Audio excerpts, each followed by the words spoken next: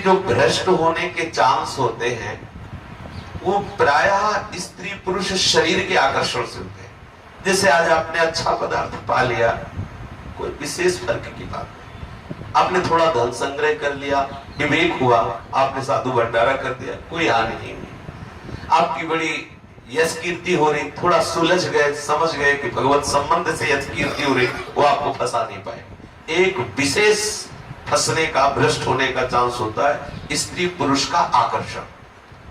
सत्य मानिए, भ्रमण करते हुए हमको ऐसे ऐसे उदाहरण मिले हैं, देखने को मिले हैं, संग से मिले हैं और नगद भी मिल रहे हैं, तो अब भी मिल रहे हैं, क्योंकि आपसे कोई अपनी बात बताता नहीं है और अपने को जब एकांत में मिलते हैं तो अपनी बात बताते हैं, तो उसका भी अनुभव होता है। स्त्री संग की चाह भले ना हो, लेकिन स्त्री प्रियता बनी रहती है।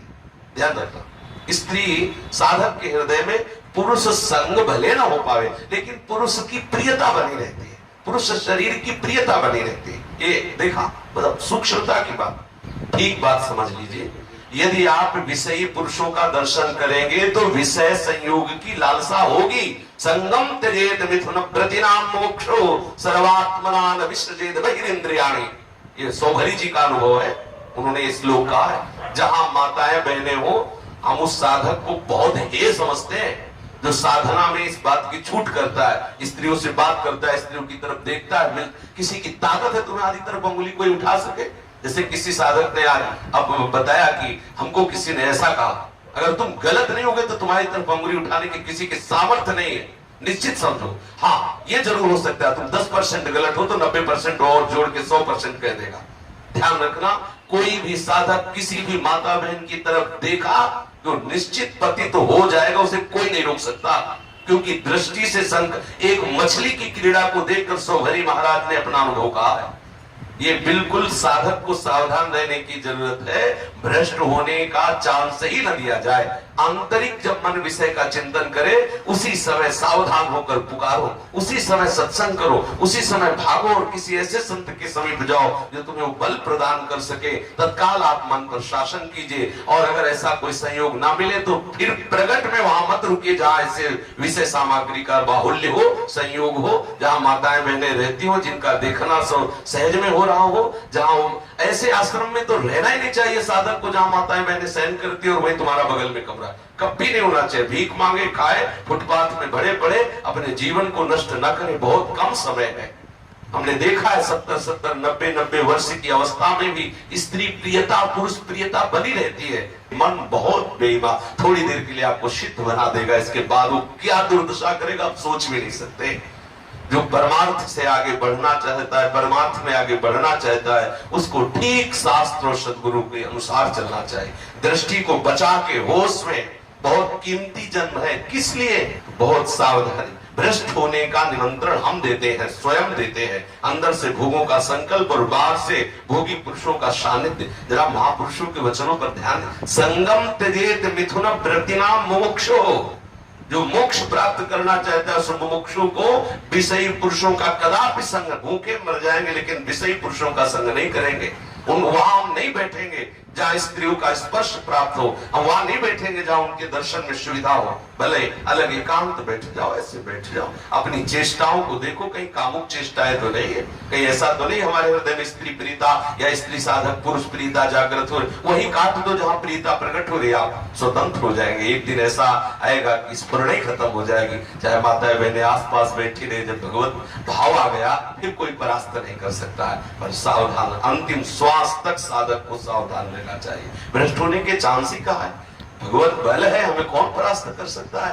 परास्त तभी हम होते हैं जब भगवत आज्ञा का उल्लंघन करते हैं। स्वयं भगवान कपिल देव जी कहते हैं कि पुरुष साधक स्त्री को साक्षात मूर्तिमान मृत्यु देखे। ऐसा शास्त्र उठा के देखिए, स्त्री साधक पुरुष को मूर्तिमान मृत्यु देखे कि अगर इसका संग हुआ तो हमारा भाव नष्ट हो जाएगा। ये क्यों? भगवान ने जब रचना की तो उसका सूत्र भी बता दिया है कि आप ऐसे बचिए, आप इस मार्ग से चलिए। अब होना तो कुछ है नहीं, आप भौरे की तरह इधर उधर मंडराएंगे और दृष्टि डालेंगे तो भ्रष्ट नहीं होगे, होगी क्या? क्यों बात करो, क्या बात करनी है? क्यों देखो उधर, क्या देखना है? श्री जी को देखना है या ये सब देखना है, प्रपंच देखना है? भगवत मार्ग में काहे को है? जब आए तो फिर सीधे चलो। देखो दिन तो वैसे ही कट रहे हैं, चाहे भोगों में काट लो चाहे प्रिया प्रीतम में काट लो, अंदर का कनेक्शन काट दो, चिदानंद रस में डूब जाओगे, बहुत बढ़िया समय है। आगे समय नहीं मिलेगा, भजन करने का नहीं मिलेगा, पक्का समझ लो। बार बार इसलिए करें, सब अन्न दूषित होता चला जा रहा है, संग दूषित होता चला जा रहा है, वातावरण दूषित होता चला जा रहा है। हम कैसे अपनी इंद्रियों को संयम में कर पाएंगे? जहां जितेंद्रियता, जहां सदाचार, पवित्र भोजन और इन सब के द्वारा भगवत भाव की प्राप्ति होती है, वो सब लक्षण हमें नहीं आ पा रहे हैं। इसलिए सावधान रहे, कभी ऐसा संग भ्रष्ट होने के चांस ही नहीं है। चांस तभी होते हैं हम खुद बनाते हैं, हम खुद वो संयोग बनाते हैं जिससे हमारा पतन और हमारा नाश हो, और हम समझते हैं कि हमें मौज मस्ती करते रहे और प्रियालाल हमें गलबैया दे, नरक मिलेगा, नरक पक्का समझ लो। त्रिविधम नरकस्येदम द्वारम नाशनमात्मनः कामा क्रोधा तथा लोभा तस्मात् त्रयं त्यजेत। स्वयं श्री भगवान कह रहे ये तीन नरक के द्वार है, काम, क्रोध और लोभ। अगर आप नरक नहीं जाना चाहते तो काम भाव में मत आइए, क्रोध मत कीजिए, किसी से लोभ मत कीजिए, आप नरक नहीं जाएंगे। स्वयं भगवान कह रहे ये तीन नरक के द्वार है, काम, क्रोध और लोभ। हम अपने मन को क्यों ऐसे चांस देते हैं जहां से हमारे मन में कामुकता जागृत हो? हम क्यों किसी की तरफ देखें, क्यों किसी से बात करें? हम वहां खड़े ही क्यों हो जहां हमारा मन हमें परेशान करे? हम अपने मार्ग पे चले तो हमारे भ्रष्ट होने की कोई भ्रष्ट वही साधक होता है जो शास्त्र और गुरु की आज्ञा का उल्लंघन करता है। नहीं, दृढ़ निश्चय से कह रहे हैं कभी किसी भी तरह से आपका कोई नाश नहीं कर सकता यदि शास्त्र की आज्ञा के अनुसार चले, कभी नहीं हो सकता। आप नजर झुका के रखिए, कभी कोई बात करने का संयोग, हम तो कहते हैं साधक को बात करने का संयोग आएगा ही क्यों आएगा? हमारा केवल उद्देश्य है उदर पोषण, तो गए राधे श्याम बोला, आंख नीची करके मधुकरी ले ली, रास्ता देखने के लिए नेत्र नीचे आए, ठाकुर दर्शन किए, नीचे नेत्र किए, किसी की तरफ देखने नहीं तो रास्ता ही नहीं बचा। हम श्रवणेन्द्रिय को, नेत्रेंद्रिय को अपने शासन में रखें, कोई कामुक बात न सुने, कामुक दृश्य न देखे, तो अंदर छोटी मोटी स्फुरणाएं हुई भगवत भजन से शांत हो जाती। हम सबके हृदय में उत्पन्न होती, ऐसा नहीं। जब तक भगवदाकार वृत्ति नहीं हो जाती तब तक ये विकार रहता ही है। पूर्व संस्कार जन्म जन्मांतरों के हैं, उनको हटाते रहना चाहिए।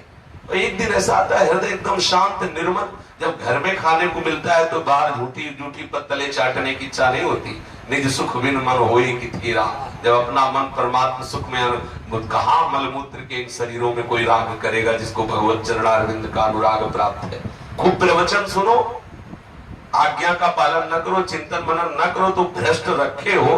मिलो चाहे किसी से ना मिलो, समझ लो, मिलो चाहे ना मिलो, बाहर से ना मिलोगे तो अंदर से वो सब काम कर देगा जो उसको करना है। मन बहुत बलवान है, जरूरी थोड़ी कि तुम परस्पर विपरीत शरीर से मिलो, स्त्री या पुरुष मिलने की कोई जरूरत है, बिना मिले आपको भ्रष्ट कर देगा। बहुत बलवान मन है, हमें मन से ही ठीक कर लेना, अंदर ही अंदर सुधार कर लेना। साधना गुरु किस लिए बनाया जाता है, इस मार्ग में क्यों चला जाता है? हमें वो युक्ति चाहिए जिस युक्ति से हम मन को संभाल के अगर आप थोड़ी देर के लिए, जैसे हम किसी माता बहन की तरफ देख रहे हैं, मन कह रहा हम भगवत भाव से देख रहे हैं, लेकिन शास्त्र निषेध करता है एक बार अचानक दृष्टि चली जाए भगवत भाव कर लेना है वहां, लेकिन भगवत भाव से इनको देखना भी नहीं है। शास्त्र निषेध करता है स्त्री दर्शन, स्त्री संभाषण, एकांत में स्त्री के साथ हंसी मजाक, शास्त्र निषेध है भगवत स्वरूप, लेकिन हमें नहीं देखना। अचानक दृष्टि चली जाए तो हम इन पर भगवत भाव कर लेते हैं और इनको दोबारा नहीं देखते, क्योंकि शास्त्र की आज्ञा है। ऐसे स्त्री साधक को पुरुष के लिए भाव रखना चाहिए। तो भ्रष्ट होने के चांस तभी होते हैं जब हम कहीं ना कहीं शास्त्र और गुरु की आज्ञा का उल्लंघन करते हैं। नहीं तो निश्चित समझो, अब अहंकार वाली बात होगी, जीवन में कभी भर नेत्र से किसी माँ बहन की तरफ देखने का अवसर ही ठाकुर जी ने नहीं दिया। ऐसी रहनी वैसा रहा, और ऐसे हृदय में इतनी जलन रही है कि क्या देखे, किसकी तरफ देखे, हृदय की जलन ही नहीं बुझा पाए तो दूसरे की तरफ क्या देखे। ऐसी और 7-8 दिन रोटी नहीं मिली तो किसी की तरफ देखने का चांस क्या रहेगा। ये जो आज आप सुख सुविधाएं सब देख रहे हैं, ठाकुर जी की लीला है।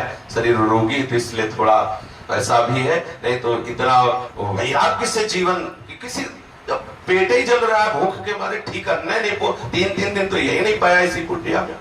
जब भोजने नहीं जा रहा है, अपने आप आते भूख चिल्ला रहे, अन्न नहीं चिल्ला रहे, तो किसकी तरफ देखेंगे? जब दही और दूध और रबड़ी और मलाई खा के निकलेंगे तब इधर उधर देखने की इच्छा होगी। अगर हम रूखा सूखा खाए, जिसका भोजन शुष्क उसका भजन सरस, और जिसका भोजन सरस उसका भजन नीरस। जिसका भजन नीरस होगा वही विषय वासनाओं का चिंतन करेगा, वही विषयों की तरफ चलेगा। एक बार भगवान के चरणारविंद में मन लग जाए, कहीं भी रखे कैसे भी रखे क्या फर्क पड़ता है। पर साधक को बहुत सावधान रहना। जो भ्रष्ट आचरण करते रहते हैं ना, और समझते हैं हम बहुत ज्ञानी है, बहुत ये उपासना वो कर लो मनमानी, परिणाम जब आएगा तो अपने आप तुम्हें भोगना पड़ेगा। परिणाम की तरफ साधक परिणाम की तरफ देखता, विषय प्रत्यक्ष अभी तत्काल सुख मिल रहा, परिणाम की तरफ, अज्ञानी परिणाम की तरफ नहीं देखता। आपकी साधना में आपको क्या सुख मिला, श्री हरिवंश प्रमाण मनम, आपका मन ही आपका प्रमाण है। आपका मन आपको प्रमाणित करेगा कि आपकी साधना ठीक चल रही कि नहीं चल रही। आज सुबह सुन रहे थे कि साधक को आप निरीक्षण करते रहना चाहिए। यदि शीतलता, शांति, क्षमता, भगवत चिंतन ये बढ़ रहे हैं तो आपकी साधना ठीक चल रही। अगर विकार बढ़ रहा है तो आपके साधन में त्रुटि, आप उसको खोज लीजिए। सत्संग किस बात का होता है? सत्संग दर्पण है, आपको दिखाता है कि आपका चेहरा कहाँ दागी हो रहा है, अंतःकरण आपका कहाँ गलत हो रहा है, आप कौन से आचरण में गलत हो रहे हैं। अगर आप ठीक से चलेंगे तो भ्रष्ट होने के चांस है ही नहीं। बिल्कुल निश्चित समझ लीजिए, सब रूपों में श्री भगवान है। आप ठीक से चलोगे तो कृपा करके आपको बाधा पहुंचाएंगे ही नहीं, और आप अहंकार कर देंगे तो इन्हीं में से कोई एक ऐसा तैयार हो जाएगा, तुम्हें नाक रगड़नी पड़ेगी, तुम्हें घुटने टेक देने पड़ेंगे, तुम्हारा नाश हो जाएगा। ये भगवान ही सब रूपों में है, और काम रूप में, क्रोध रूप में, लोभ रूप में, मोह रूप में, मद रूप में, वही है, दूसरा कोई नहीं। भ्रष्ट कैसे हो सकते हैं? क्योंकि वही सब रूपों में। आप जहां आप अहंकार करेंगे, जहां आप विपरीत आचरण करेंगे शास्त्र के विरुद्ध, वही कोई न कोई रूप लेके आपको रौंद देंगे, परास्त कर देंगे। इसलिए भ्रष्ट होने का चांस उसी साधक को है जो शास्त्र और सदगुरुदेव की आज्ञा के विपरीत आचरण करता है।